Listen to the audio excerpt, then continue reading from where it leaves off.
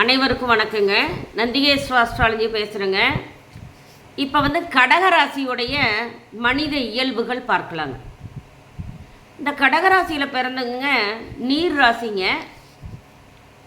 பல செயல்களை செய்ய தகுதியானவராக இருப்பாங்க. மாறும் இயல்பு உடையவங்க. மற்றவர்களை யாரையும் நம்ப மாட்டாங்க. குறுக்கு வழியில் போவாங்க. எதையும் சுலமாக செய்யணும்னு நினைப்பாங்க.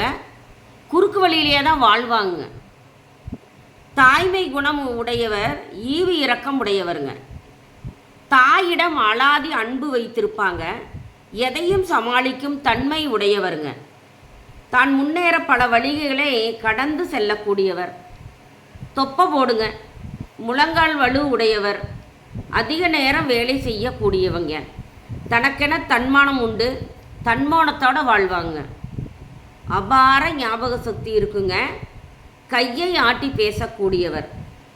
திடீரென்று கோபம் வரும் பொறுமைசாலிங்க. சூழ்நிலைக்கு ஏற்ப தன்னை மாற்றிக்கொள்ளும் நிலையில் இருப்பாங்க.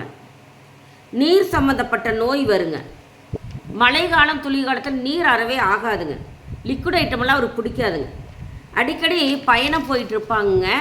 கடகராசி சரராசிங்க. இது ஒரு பெண் ராசிங்க. உருவம் பார்த்திங்கன்னா நண்டுங்க. கடகத்துக்கு நண்டு. அதிபதி சந்திரன். இது ஒரு பெண் கிரகங்க. வைசியன். இதற்கு முத்து போட்டுக்கலாங்க.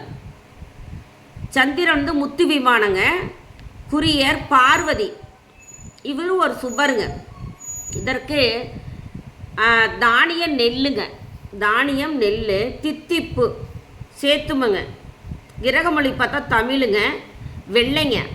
கிரக ஆடை நிறம் வெள்ளை. ஈயங்க. உலோகத்தை பார்த்தா ஈயம். கிரக நிறம் பார்த்தா வெள்ளை. கிரக திருத்தலம் உங்களுக்கு திங்களூருங்க. கிரக மலர் பார்த்தா வெள்ளல்லி. வெள்ளை நிறத்தில் அல்லிங்க. முறுக்குங்க. சமித்து முறுக்கு. அடுத்தது திக்கு தென்கிழக்கு. இது 2.25 நாட்கள் இருக்குங்க. சந்திரனுக்கு என்ன 2ங்க. அது வளர்பிறை சந்திரன் சுப கிரகமாக வருங்க. தேய்பிறை சந்திரன் அசுபராக வருவார். நன்றி. சுபங்க.